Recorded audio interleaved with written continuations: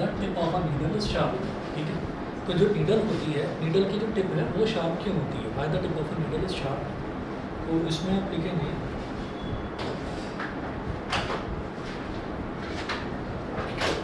a nail has a pointed tip so that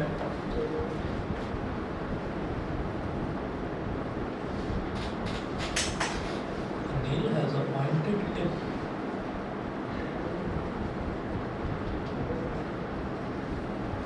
tip comma, so that when it is hammered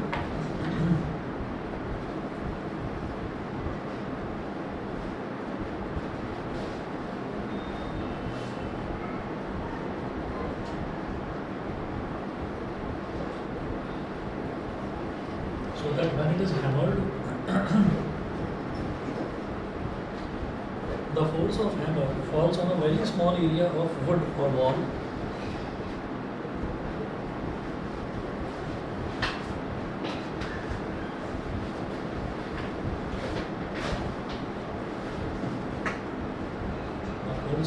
falls on a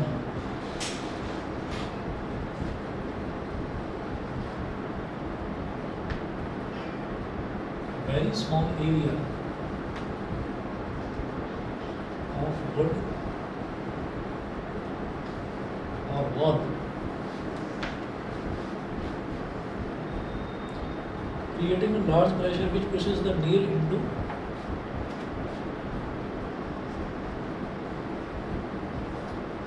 creating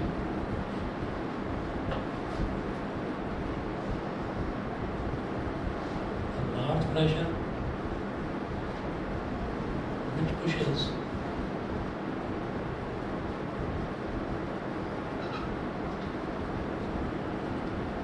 the nail into wood or wall.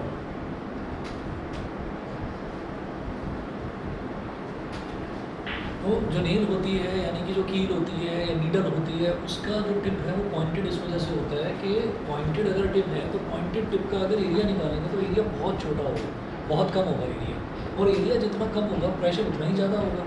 हमने ये देखा था कि pressure E is equal to होता है force upon area, तो area जितना कम होगा प्रेशर उतना ही ज़्यादा होगा, मतलब मेरे को उतनी ज़्यादा ताकत से हैमरिंग करने की ज़रूरत नहीं पड़ेगी। स्मॉल एरिया है तो लार्ज प्रेशर है, लार्ज प्रेशर की वजह से वो एकदम से अंदर की तरफ जाना शुरू हो जाएगी नेल, ठीक है, चाहे वुड हो चाहे मेरे को वॉल हो।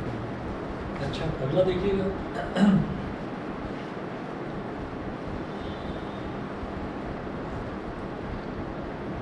Why the pressure on ground is more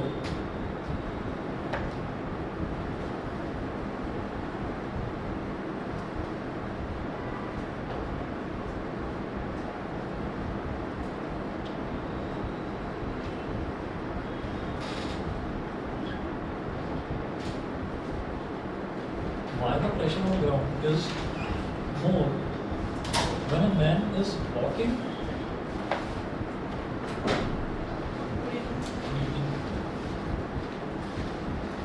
when a man is walking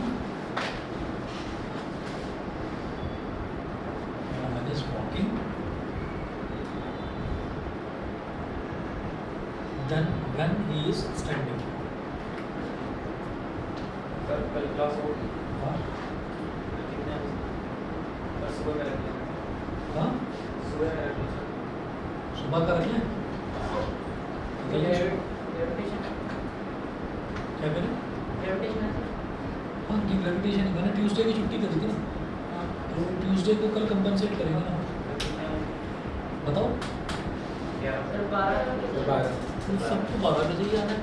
मैंने भी 12 वालों से पूछा था, उनको भी 12 बजे आना है। सो उससे लेट है आप थोड़ा जल्दी उठ सकते सर नहीं भी सर तो फिर शाम को बुला लें 7 बजे।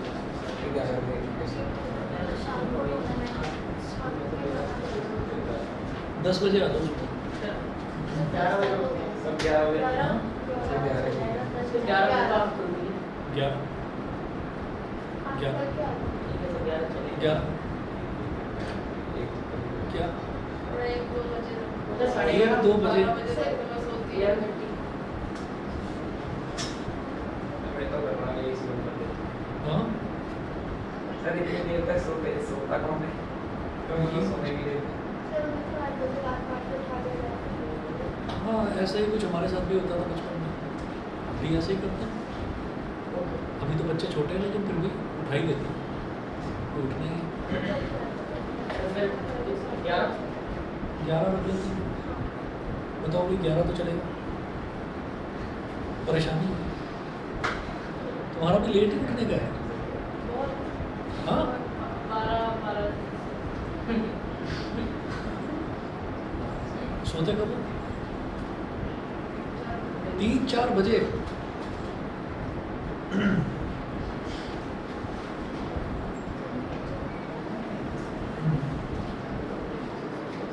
अपने एपिसोड्स में ये भी एक एपिसोड शामिल कर सकते हैं।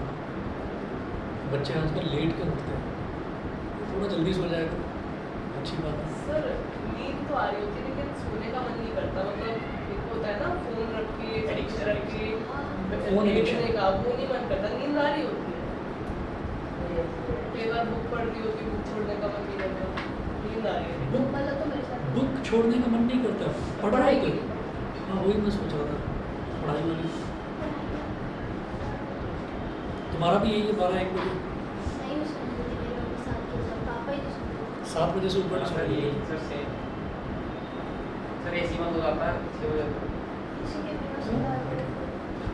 जब हम छोटे थे तब तो एसी वगैरह ज़्यादा होते नहीं थे। हाँ, मेरे पापा सर्दियों में तो रजाई उतार देते थे ऊपर से, और गर्मियों में पंखा बंद कर देते थे, पंखा कूलर जो भी है वो बंद कर देते थे। ठीक है, और फिर उसके बाद में लास्ट में जब ज़्यादा देर हो जाती थी तो फिर धमकी आ जाती थी कि तू उठ रहा है या मैं उठाऊँ। तब घबरा जाता था मैं कि अब तो मैं पिटूंगा इसका मतलब, तो फिर हमें उठ जाता था। और ये चीज़ भी पता है कब हो रही होती थी? सुबह 6 बजे, 6:30 बजे, 7 बजे ये हो रहा होता था ये काम। तो फिर ये रहता था कि यार फालतू में पिट जाएंगे सुबह सुबह, उठ ही जाओ, उठ जाते हैं। चलिए,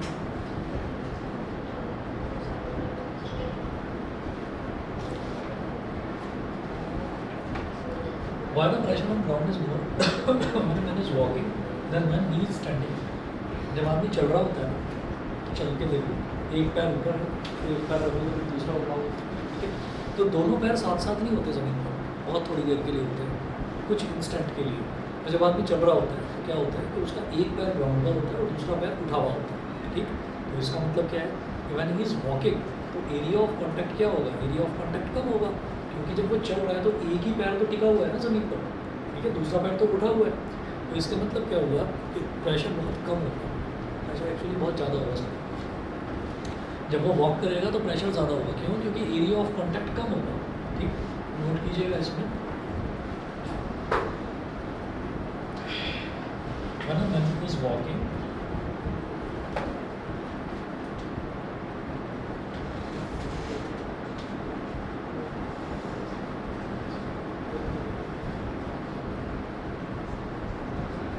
is walking, comma, then at one time only, then at one time.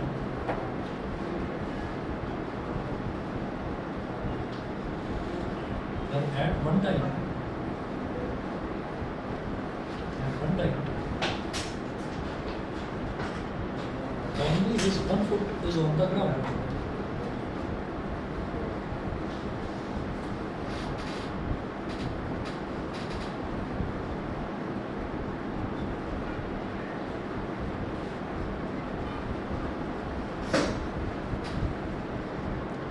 Only his one foot is on the ground.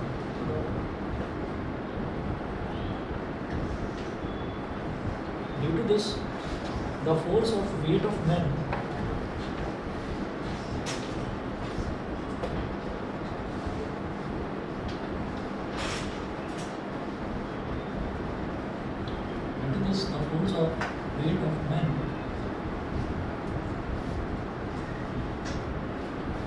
force of weight of men falls on a smaller area of the ground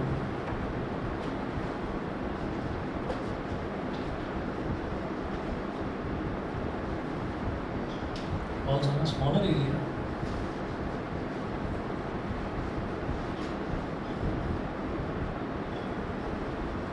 falls on a smaller area of the ground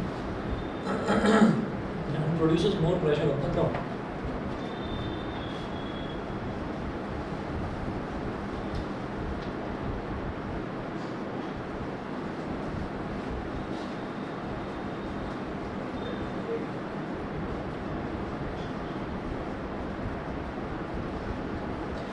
and produces more pressure on the ground. तो आप समझ ही गए होंगे, जब इंसान चल रहा होता है तो एक बार में उसका एक ही पैर ज़मीन पर टच करता है, दूसरा पैर तो उठा हुआ होता है, ठीक है। तो जब एक ही पैर ज़मीन पर टच कर रहा है तो एरिया ऑफ कॉन्टैक्ट कम हो गया, एरिया ऑफ कॉन्टैक्ट कम हो गया तो प्रेशर ज़्यादा। आप देख रहे हैं ना, एरिया ऑफ कॉन्टैक्ट और प्रेशर दोनों एक दूसरे को प्रोपोर्शनल है। ये ज़्यादा होगा तो प्रेशर कम हो जाएगा, ये कम होगा तो प्रेशर ज़्यादा हो जाएगा। समझ गए अश्विन?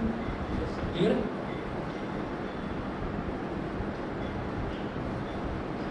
क्लियर है कि नहीं समझे? अरे तो बड़ा आसान है ना। आप ये देखो कि आप एक पैर पर ज़्यादा देर तक थोड़ी खड़े रह सकते हो। रीज़न क्या है कि हमारा एक ही पैर, जब हम चल रहे हैं तो हमारा एक ही पैर ज़मीन पर है, दूसरा पैर तो उठा हुआ है। तो जब दूसरा पैर उठा हुआ है इसका मतलब हमारी बॉडी का सारा वेट कहाँ पर आ रहा है? सिर्फ एक पैर के एरिया पर आ रहा है। तो एरिया ऑफ कॉन्टैक्ट जो ज़मीन के साथ है पैर का, वो कम हो गया। तो जब एरिया ऑफ कॉन्टैक्ट कम है तो प्रेशर ज़्यादा हो गया। तो इसीलिए लिखा है why the pressure on the ground is more when a man is walking. जब आदमी चल रहा होता है तो प्रेशर ज़्यादा होता है। अच्छा, जब वो खड़ा है तो दोनों पैरों पर खड़े हुए, जब दोनों पैरों पर खड़े हुए हैं तो दोनों पैरों का एरिया ऑफ कॉन्टैक्ट तो थोड़ा ज़्यादा हो गया ना। और जब एरिया ऑफ कॉन्टैक्ट ज़्यादा हो गया तो प्रेशर कम हो गया। यानी कि जब आदमी खड़ा हुआ है तो ग्राउंड पर प्रेशर कम होता है, ठीक है। क्लियर है? अगला देखिएगा, अगला है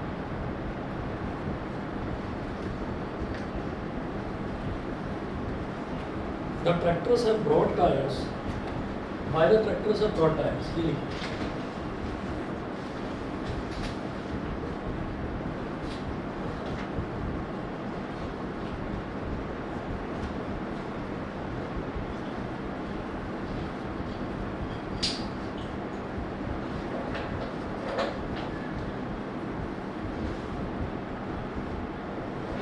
ट्रैक्टर्स के जो टायर हैं वो ब्रॉड क्यों होते हैं, चौड़े क्यों होते हैं? उसका रीज़न क्या है वो देखिएगा। अगेन वही चीज़ है कि ट्रैक्टर जो है, अगर ट्रैक्टर में पतले टायर लगा देंगे तो ट्रैक्टर का खुद का वजन इतना ज़्यादा होता है। अब आप ये कहेंगे ट्रैक्टर जितना वजन तो गाड़ियों का भी होता है, तो गाड़ियों के क्यों चौड़े चौड़े टायर हो जाते हैं? क्योंकि गाड़ियाँ सड़क पर चल रही हैं, सड़क हार्ड है। ट्रैक्टर कहाँ चलेगा? ट्रैक्टर बड़ी मुलायम ज़मीन पर चलेगा, यानी कि मिट्टी पर चलेगा, खेतों में चलेगा। तो खेतों में जब ट्रैक्टर चलेगा तो वो क्या क्या है कि जब वो चलेगा मिट्टी में तो वो तो मिट्टी में धंसता चला जाएगा ना अंदर। अगर मान लीजिए उसका जो टायर है, उसके टायर की जो विड्थ है वो थोड़ी कम हो गई, तो विड्थ कम हो गई यानी कि उतने चौड़े नहीं है टायर, तो क्या होगा? तो एरिया ऑफ कॉन्टैक्ट कम हो जाएगा। एरिया ऑफ कॉन्टैक्ट कम तो प्रेशर ज़्यादा, प्रेशर ज़्यादा है तो ट्रैक्टर ही अंदर धंस जाएगा। तो फिर ट्रैक्टर लाया तो गया था खेत को खुदाई वगैरह करने के लिए, फिर ट्रैक्टर को निकालने के लिए एक और ट्रक लाया जाएगा, फिर उसको निकालने के लिए एक और बुलडोज़र लाया जाएगा। तो ज़्यादा अच्छा क्या है कि ट्रैक्टर के टायर को क्यों नहीं चौड़ा कर दिया जाए, ठीक है। और ट्रैक्टर के टायर क्योंकि चौड़े हो जाते हैं, चौड़े होने से क्या है कि एरिया ऑफ कॉन्टैक्ट बढ़ गया, एरिया ऑफ कॉन्टैक्ट बढ़ गया तो प्रेशर रिड्यूस हो गया, प्रेशर रिड्यूस हो गया तो ट्रैक्टर धंसता ही नहीं, दबता ही नहीं। प्रेशर इतना रिड्यूस हो जाता है कि कभी सड़क पर चलता हुआ देखा ट्रैक्टर? कई बार देखा होगा, सड़क पर चलता हुआ तो कई बार देखा होगा। तो ट्रैक्टर पर बैठा हुआ जो ड्राइवर है उसको देखा है? कभी कुछ ऑब्जर्व करा है ड्राइवर को? अब ऑब्जर्व करोगे आप नेक्स्ट टाइम। जैसे गाड़ी को चला रहा है तो गाड़ी में क्या होता है, गाड़ी के टायर थोड़े छोटे होते हैं, छोटे होते हैं मतलब ट्रैक्टर के यार इतने चौड़े टायर होते हैं उसके कंपेरिजन में गाड़ी के तो छोटे ही होते हैं ना, ठीक। तो एरिया ऑफ कॉन्टैक्ट किसका ज़्यादा है? ट्रैक्टर के टायर का ज़्यादा है। एरिया ऑफ कॉन्टैक्ट ज़्यादा, एरिया ऑफ कॉन्टैक्ट ज़्यादा है तो प्रेशर कम है। प्रेशर का मतलब दबाव कम है उसके ऊपर, दबाव कम है तो उछाल ज़्यादा है। जब ट्रैक्टर का ड्राइवर आप देखेंगे तो ऐसे ऐसे ऐसे ऐसे चलता है, कभी भी नोटिस करेंगे। ऐसा नहीं है कि उसमें शॉकर नहीं होते, कि उसके शॉकर ख़राब हैं, या बहुत नया ट्रैक्टर पर कोई बंदा बैठा है शॉकर उसमें भी है, यूँ घुमाता भी है तो ऐसे ऐसे ऐसे कूद कूद कर। और कभी आप कार वाले को देखोगे, कार वाला स्मूथली घूम जाएगा, ट्रक वाला भी स्मूथली घूम जाएगा, ठीक है। क्योंकि ट्रक का भी जितना वेट होता है उसके कंपैरिजन में देखा जाए तो ट्रक के टायर भी ट्रैक्टर जितने चौड़े नहीं होते, ट्रैक्टर का तो बहुत चौड़ा टायर होता है, ठीक है। तो ये रीज़न है। नेक्स्ट टाइम देख लेना कोई भी ट्रैक्टर वाला आपको स्टेबल बैठा हुआ जाता हुआ दिखाई दे, ऐसा नहीं हो सकता, ठीक है। आगे चलिएगा। Why the tractors have broad tyres में आप लिखें यहाँ पर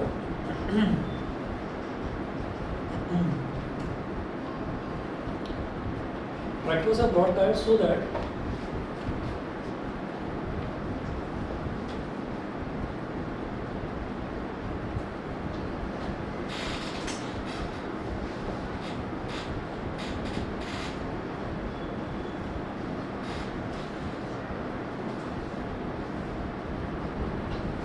broad tires so that there is less pressure on the ground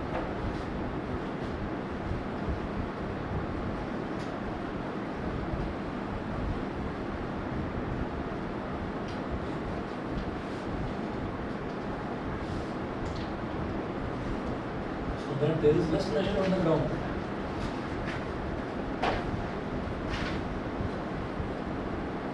And the tires do not sink into comparatively soft ground.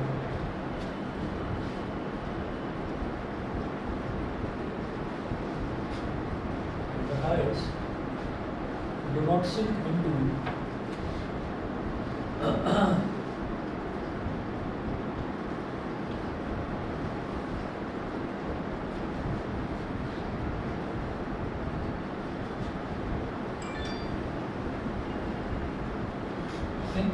comparatively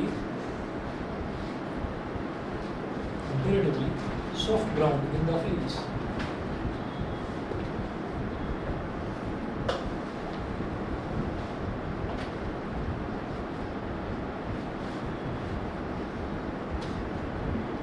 Soft ground in the fields. वो उसमें धंस ना जाए, ठीक?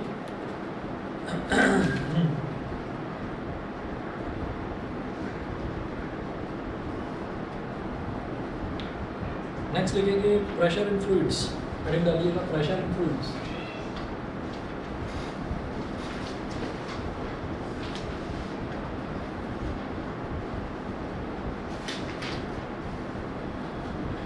Pressure in fluids. फ्लूइड्स में भी pressure होता है, देखिएगा. फ्लूइड किसको बोलते हैं? क्या? गैस और लिक्विड. ऐसे गैस और ठीक है. फ्लूइड का मतलब क्या है? Anything which can flow. कोई भी चीज़ तो फ्लो कर सकती है, ठीक है. तो पानी फ्लो करेगा या कोई भी गैस है वो फ्लो करेगी, ठीक. लेकिन अगर हम कहें कि कोई सॉलिड है, हमारे पास कोई बॉल है, तो हम उस बॉल को मूव करा सकते हैं. हम बॉल को ये नहीं कहेंगे कि बह जा, है ना. बॉल बहेगी नहीं कभी भी, ठीक. क्योंकि बॉल जो है, बॉल की शेप फिक्स है, वो लुढ़कती हुई जाएगी. पानी है, पानी की शेप फिक्स नहीं है. उसको फेंकेंगे तो पानी फैलता हुआ चला जाएगा. इट डिपेंड्स कि किस एरिया पर, किस सरफेस पर हम उसको डाल रहे हैं, ठीक. तो anything which can flow is called fluid. अब फ्लूइड में भी प्रेशर होता है. प्रेशर कैसा कि जब कभी हम ऐसा करते हैं कि मग्गा लिया सुबह नहाने का, मन तो है नहीं लेकिन ज़बरदस्ती नहाना पड़ रहा है. सर्दियों की बात कर रहा हूँ, गर्मी में तो सबका मन करता है नहाने का. तो मग्गा लिया और मग्गे को दबा रहे हैं, खेल कर रहे हैं, बैठ कर ऐसे टाइम पास कर रहे हैं, ठीक. और फिर उसके बाद जब आवाज़ लगी तो थोड़े से बार गीले कर लिए, इधर उधर पानी फेंक के आ गया कि हाँ मैं नहा लिया, ठीक है. तो ये उसमें क्या करते हैं कि बाल्टी में पानी रखा हुआ है, उसको दबा रहे हैं, दबा रहे हैं और फिर छोड़ रहे हैं, कूद के ऊपर आ रहे हैं. ये आपने कूद देखा होगा, सभी बच्चों की ये तो खेल कराए वॉशरूम में. तो उसमें आप दबाते हैं, उसको मग्गे को दबाते हैं, मग्गा कूद के ऊपर आता है. क्या है कि आप प्रेशर डाल रहे हो पानी पर, और पानी जो है, पानी बदले में प्रेशर लगा रहा है. उसको क्या बोलते हैं? कोई फोर्स लगा रहा है, उसको बोलते हैं बॉयंट फोर्स. बॉयंट फोर्स सुना होगा. बॉयंट फोर्स जो अपवर्ड फोर्स होती है, ठीक है. अच्छा, वही हमने क्या करा, वही हमने मग्गे के अंदर पानी भर दिया और अब आपको दबाने की ज़रूरत ही नहीं पड़ रही है, क्योंकि अब उसके अंदर इतना ज़्यादा वेट हो गया है कि अब वो अपने आप ही नीचे चला जाएगा, ठीक है. तो प्रेशर इन फ्लूइड्स में हम यही चीज़ देखेंगे. एक आर्किमिडीज प्रिंसिपल है, नोट करेंगे प्रेशर इन फ्लूइड्स में दो substances which can flow easily.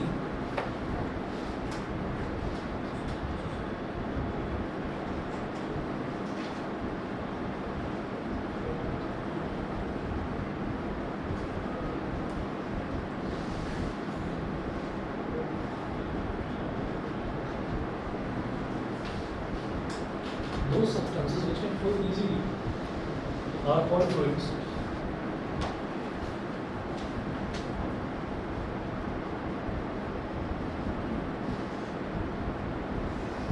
Easily are called fluids. It's not all the liquids and gases are fluids.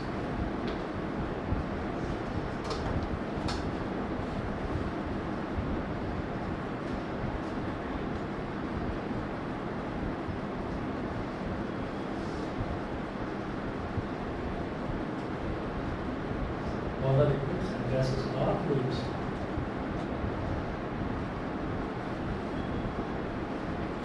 All the liquids and gases are fluids.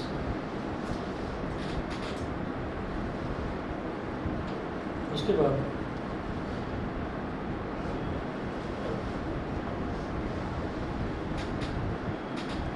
देखेंगे buoyancy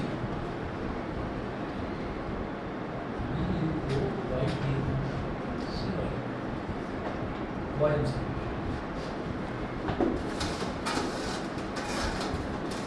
buoyancy में लिखिएगा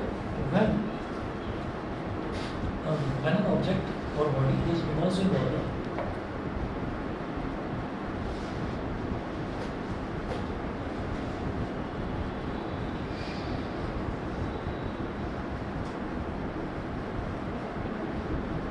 when an object or body is immersed in water, when an object or body is immersed in water, bracket में लिखें or any other liquid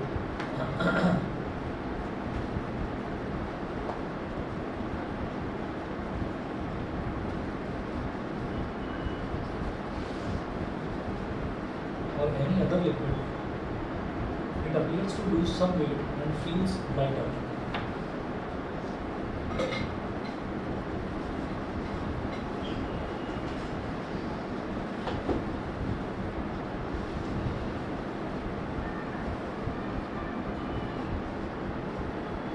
It appears to lose some weight and feels lighter.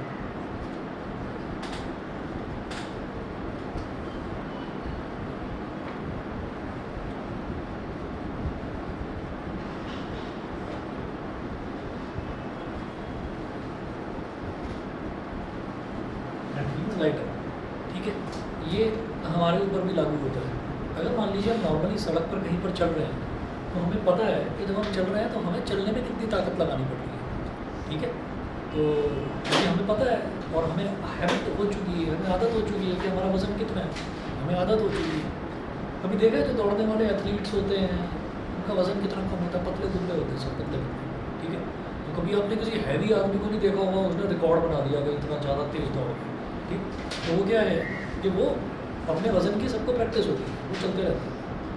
अच्छा, अब हम क्या करें कि हम एक ऐसे स्विमिंग पूल में चले जाएं, हमको तैरना नहीं आता, हम ऐसे स्विमिंग पूल में चले जाएं जहाँ पर पानी जो है वो हमारी कमर तक है बस, तो हम उसमें चल रहे हैं। हम जब उसमें चल रहे हैं तो हमें बड़ा मज़ा आ रहा है, हमको ज़्यादा जान नहीं लगानी पड़ती, चल रहे हैं कुछ उड़ भी रहे हैं हल्के हल्के, ऐसा लगता है, ठीक है। तो ऐसा क्यों लग रहा है? क्योंकि जो पानी है ना, पानी आपको सपोर्ट करता है, पानी आपको क्या लगाता है, बॉइंट फोर्स लगाता है, थ्रस्ट लगाता है। अब थ्रस्ट मतलब ऊपर की तरफ फोर्स लगाता है पानी।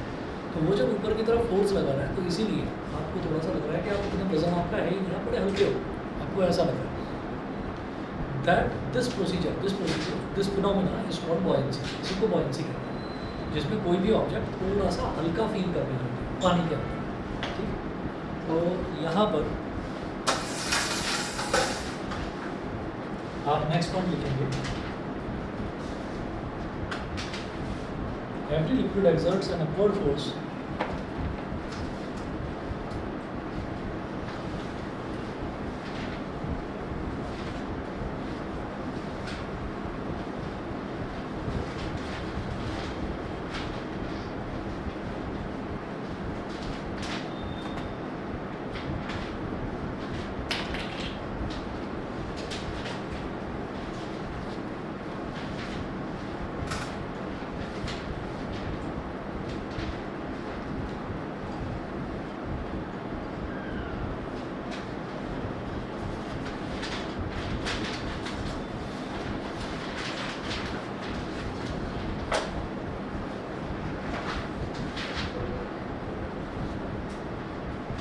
every liquid exerts an upward force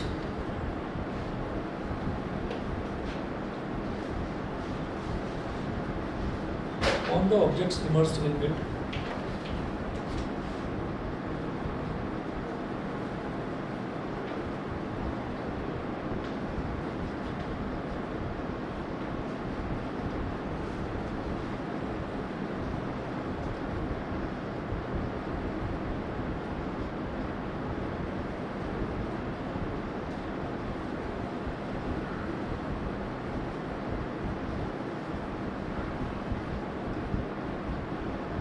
this force is called buoyant force.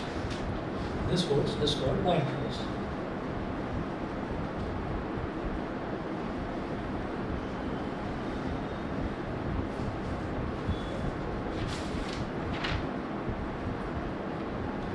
Next लिखेंगे factors affecting buoyant force.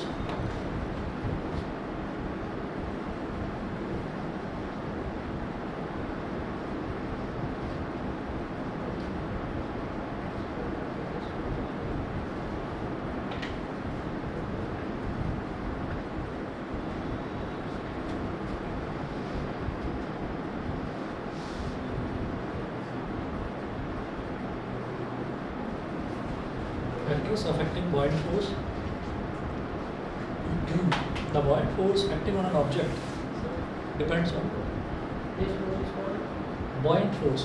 B-U-O-Y-A-N-T buoyant force. buoyant force जो ऊपर की तरफ फोर्स लगती है किसी भी ऑब्जेक्ट को जिसको हम पानी में डुबा रहे हैं उस पर, ठीक है, उसको हम buoyant force बोलते हैं। आगे लिखें the buoyant force acting on an object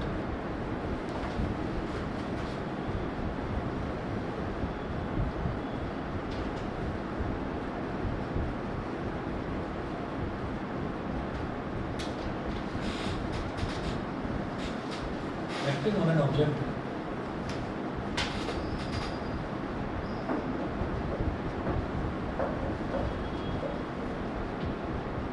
immersed in a liquid depends on two factors.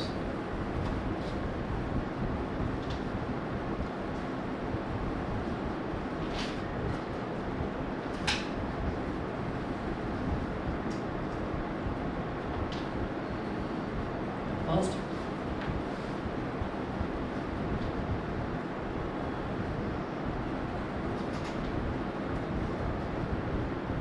volume of the object immersed in the liquid.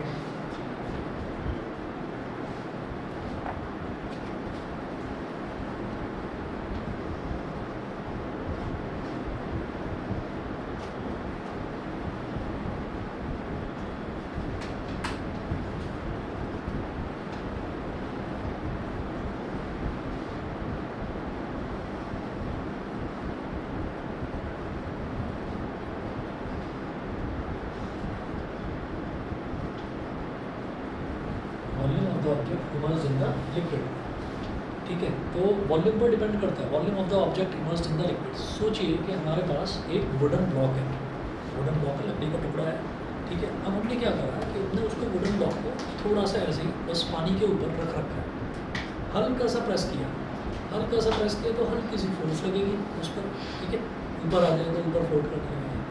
हमने थोड़ा ज़्यादा प्रेस करा, मतलब उसकी ज़्यादा वॉल्यूम अंदर गई, पानी के अंदर ज़्यादा वॉल्यूम गई। हमने ऐसे रखा, इमर्स का मतलब डुबाना, हाँ, अच्छा, volume of the object immersed in the liquid. तो आप ये सोचिए कि अगर हमने इसको इतना सा डुबाया है ना, इसके अंदर इतना सा डुबाने का मतलब कितनी वॉल्यूम ऑब्जेक्ट की, ये जो ब्लॉक है उस ब्लॉक की कितनी वॉल्यूम पानी के अंदर है, थोड़ी सी, उस पर थोड़ा सा फोर्स लगेगा। और अगर आपने क्या करा, अगर आपने उसको ज़्यादा अंदर डुबाने की कोशिश करी, ये है, आपने इसको इतना अंदर डुबाने की कोशिश करी तो ये बहुत ज़्यादा फोर्स के साथ एकदम से बाउंस करके, एकदम से जंप करके ऊपर की तरफ आएगा, ठीक है। तो जितना ज़्यादा वॉल्यूम अंदर डुबाते हैं उतनी ही ज़्यादा फोर्स लगती है उस पर, उतनी ही ज़्यादा तेज फोर्स लगती है। जितना कम वॉल्यूम अंदर डुबाते हैं पानी के अंदर उतनी ही कम फोर्स लगती है।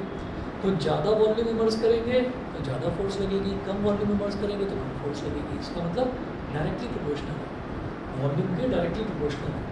तो नोट कीजिएगा, as the volume of solid object immersed inside the liquid, as the volume of, Rudransh समझ में आ गया जो बता रहा हूँ मैं आपको?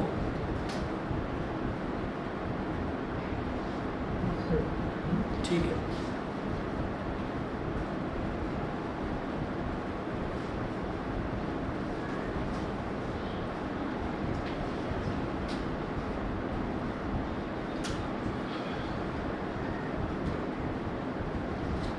As the volume of solid object immersed inside the liquid increases,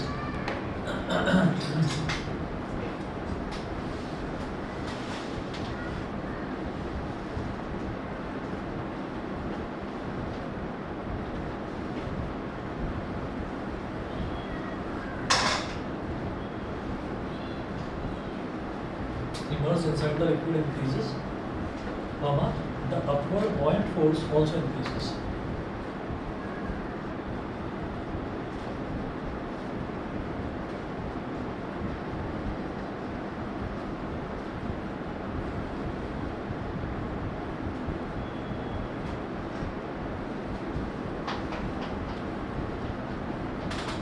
The upward buoyant force also increases.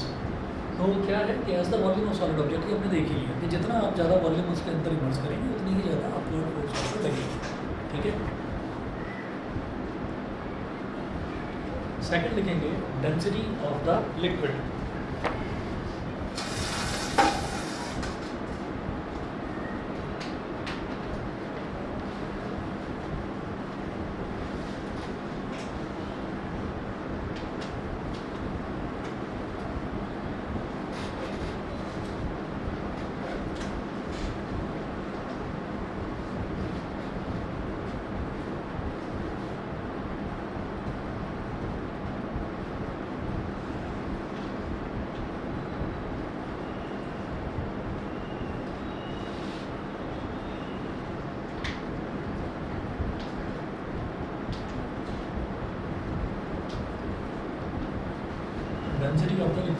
Density of the liquid इसमें हम लिखेंगे as the density of the liquid increases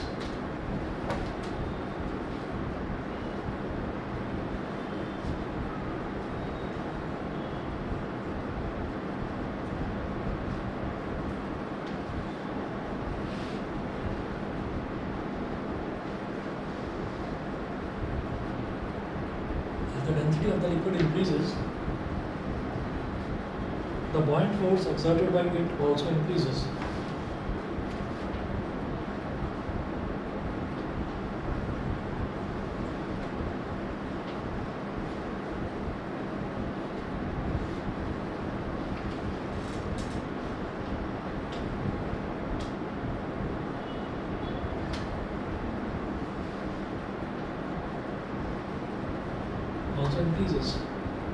इसमें देखिएगा अगर लिक्विड की डेंसिटी बढ़ती है, लिक्विड की डेंसिटी कैसे बढ़ती है सोचिएगा कि अगर पानी है, पानी में किसी चीज़ को, कोई कॉइन है अगर हमने कॉइन को पानी में डुबा दिया ऐसे वो एकदम से डूब कर नीचे चला जाएगा, गिर जाएगा नीचे.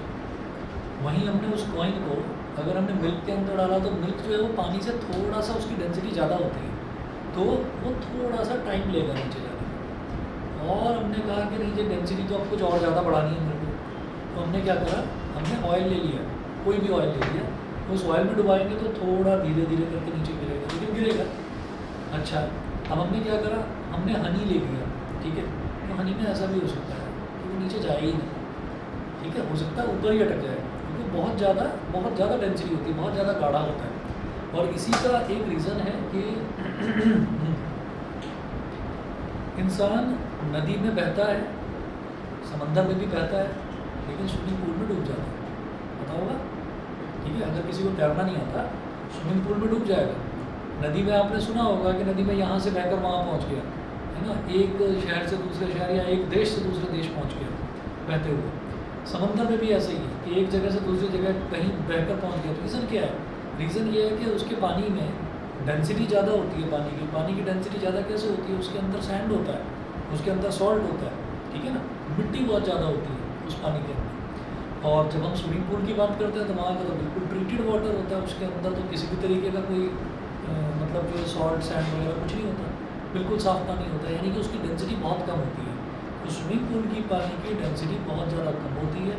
इस वजह से स्विमिंग पूल के पानी में आदमी डूब जाता है, लेकिन समुद्र में या नदी में कभी कोई डूबता नहीं. ठीक है, ये चीज़ जो है बड़ी सुनने में अजीब सी लगती है कि समुद्र में डूबता नहीं है. समुद्र का पानी में जो एक्सपर्ट्स होते हैं, ठीक है, जिनको तैरना वगैरह आता है, वो लेट भी जाते हैं, पानी में लेट जाते हैं, नदी में लेट जाते हैं. एक्चुअली नदी में तो नहीं, लेक पे लेटेंगे क्योंकि नदी फ्लो कर रही है ना, पता चला बहते बहते कहीं और पहुँच गए.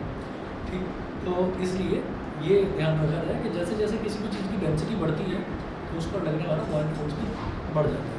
तो क्योंकि डेंसिटी ज़्यादा है समंदर की पानी की तो बॉइंट फोर्स ज़्यादा लगता है. ठीक है, वो बॉइंट फोर्स ही है जो सपोर्ट करता है तैरने में, हेल्प करता है.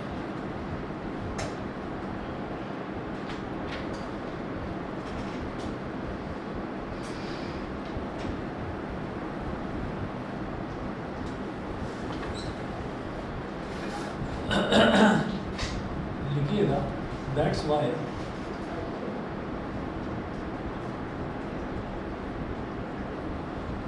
It is easier to swim, it is easier to swim in sea water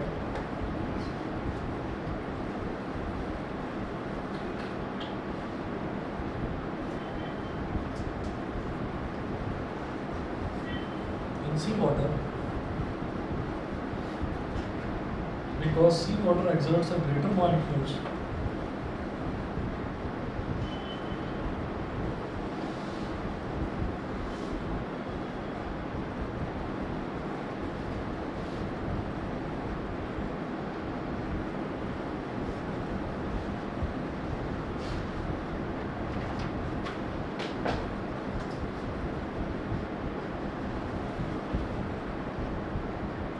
exerts a greater buoyant force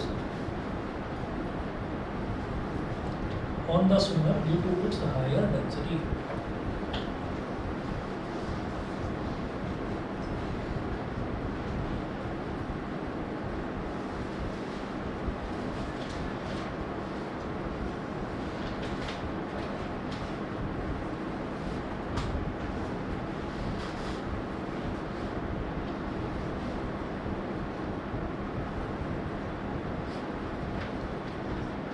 due to its higher density. बताइए जी, क्लियर यहाँ तक? ठीक है। अच्छा, इसके बाद अगला टॉपिक करेंगे, बड़ा इंपॉर्टेंट है। हेडिंग डालिएगा Archimedes principle. Archimedes principal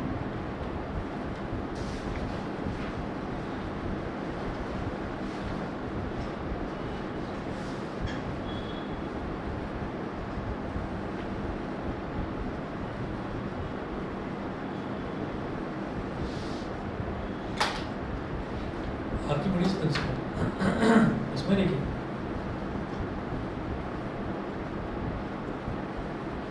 according to Archimedes principle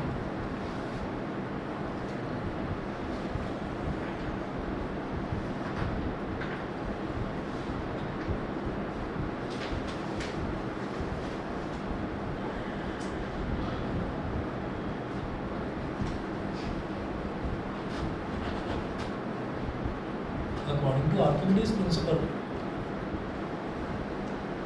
when an object is wholly or partially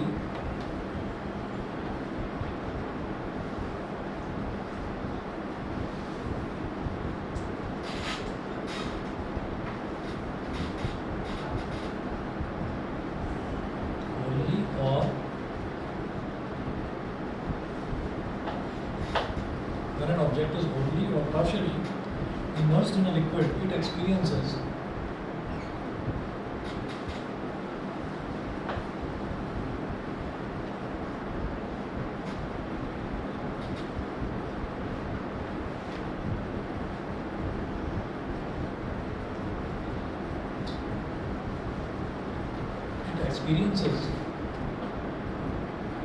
a buoyant force or a thrust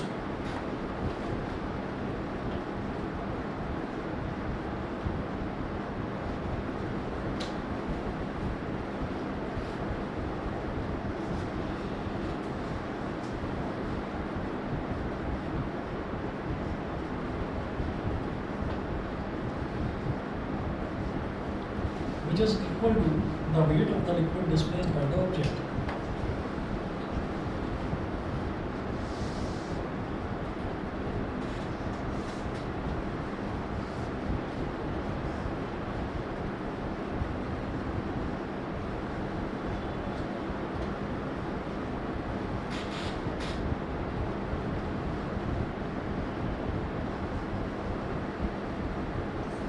Which is equal to the weight of the liquid displaced by the object. ठीक है। हाँ जी, ये क्या है? जैसे हम ये कहते हैं कि बॉयंट फोर्स है, बॉयंट फोर्स ही है ना, और फोर्स जो है जो वेट होता है, वेट भी तो फोर्स होता है। हमने देखा था वेट कैसे निकाला जाता है, वहाँ से जो एक्सेलरेशन टू ग्रेविटी m/g, तो उससे फोर्स आता है सॉरी उससे वेट आता है, और वेट की यूनिट जो है वो किलोग्राम तो होती नहीं, वेट की यूनिट क्या होती है, न्यूटन होती है। अच्छा जी, तो अब देखिएगा क्या बोल रहे हैं, according to Archimedes principle when an object is wholly or partially immersed in a liquid अगर कभी भी किसी ऑब्जेक्ट को पूरी तरह से या थोड़ा बहुत पार्शियल मतलब पूरा आप डुबाए ना अंदर उसको थोड़ा बहुत डुबाए, तो अगर होली यानी कि पूरा डुबा दिया जाए या पार्शियली थोड़ा बहुत डुबा दिया जाए किसी लिक्विड में, it experiences a buoyant force और थ्रस्ट। उस पर एक buoyant फोर्स लगती है। वो buoyant फोर्स लगती कितनी है उसको कैसे कैलकुलेट किया जाए?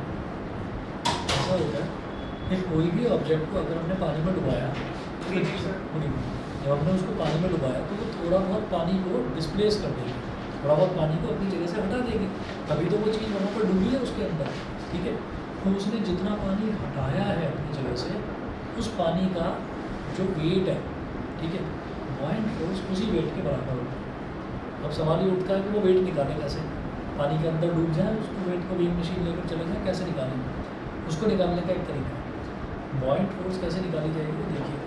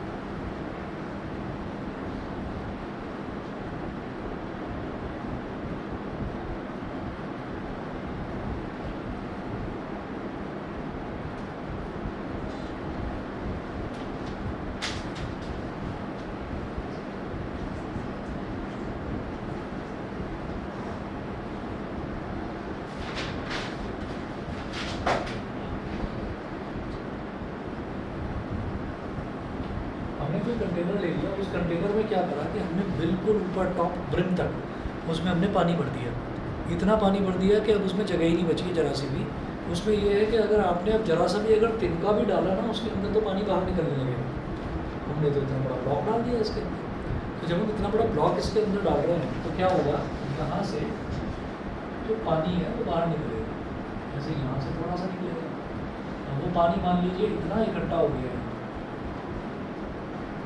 मान लीजिए इतना पानी इकट्ठा हो गया, तो ये कौन सा पानी है जो इस ब्लॉक ने अंदर डूबकर डिस्प्लेस कर दिया। डिस्प्लेस करने का मतलब है कि अपनी जगह से हटा दिया। भाई पानी तो इसके अंदर था, हमने जब ब्लॉक इसके अंदर डाला तो इस ब्लॉक ने उस पानी को हटा दिया यहाँ से। मेरी बात समझ गए? नहीं समझे? देखिए वो थर्स्टी क्रो की कहानी तो सुनी होगी ना, ठीक? तो उसमें क्या था, वो एक कौवा प्यासा सा, गड़े में थोड़ा पानी था, कौवा लाया कंकड़, गड़े में डाले कंकड़, ऊपर आया पानी, कौवे ने दिया पानी, ख़त्म हुई कहानी। याद है कि भूल गए? अरे याद तो होगा।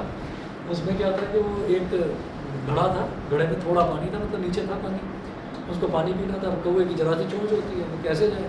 ठीक है, चला जाएगा तो बाहर नहीं निकल पाएगा। वो कंकड़ डाला कर डालने लगा, उसमें पत्थर डाला कर डालने लगा। तो पत्थर डाला कर उसने डाले तो धीरे धीरे धीरे धीरे पानी ऊपर आ गया ना। क्यों आया? क्योंकि पत्थर जब पानी में गिरा तो पत्थर ने खुद जगह घेर ली, जगह ऑक्यूपाई कर ली। तो उसने जो वहाँ पर जो पानी था उसको डिस्प्लेस करा, हटाया। डिस्प्लेस करने का मतलब होता है हटाना। उसने उसको हटाया। जब हटाया तो वो पानी जाएगा कहाँ? उस पानी को जहाँ स्पेस मिलेगा वहाँ जाएगा। तो पानी को स्पेस मिला ऊपर, तो वो ऊपर उठ गया।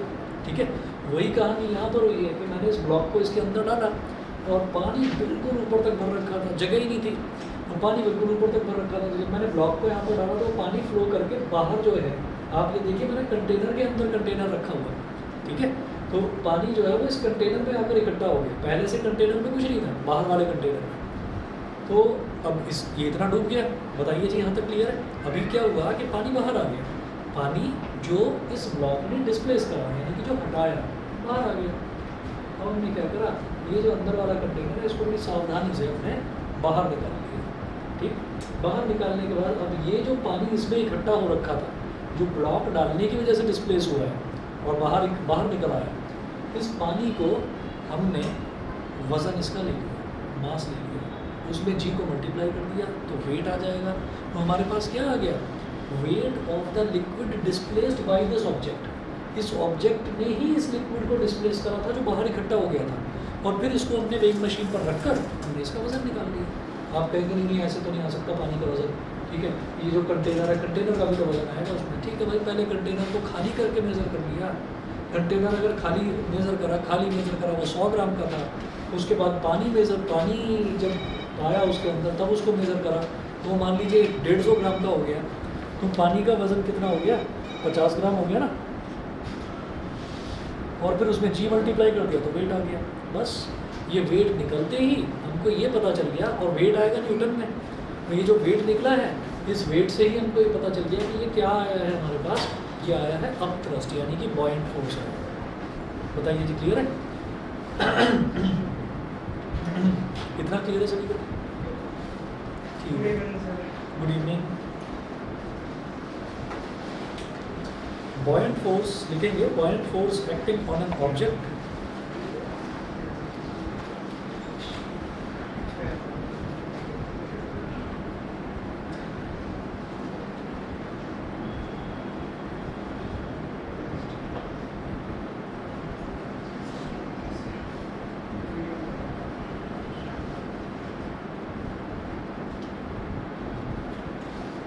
buoyant force acting on an object is equal to weight of liquid displaced by that object.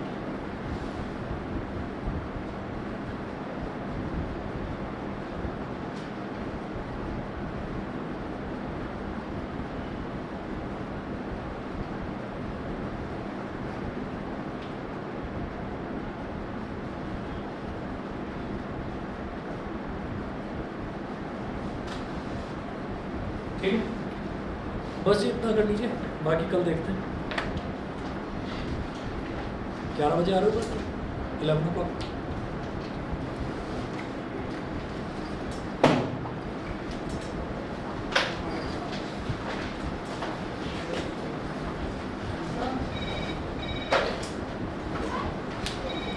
हाँ फ्रेंड्स बताइए।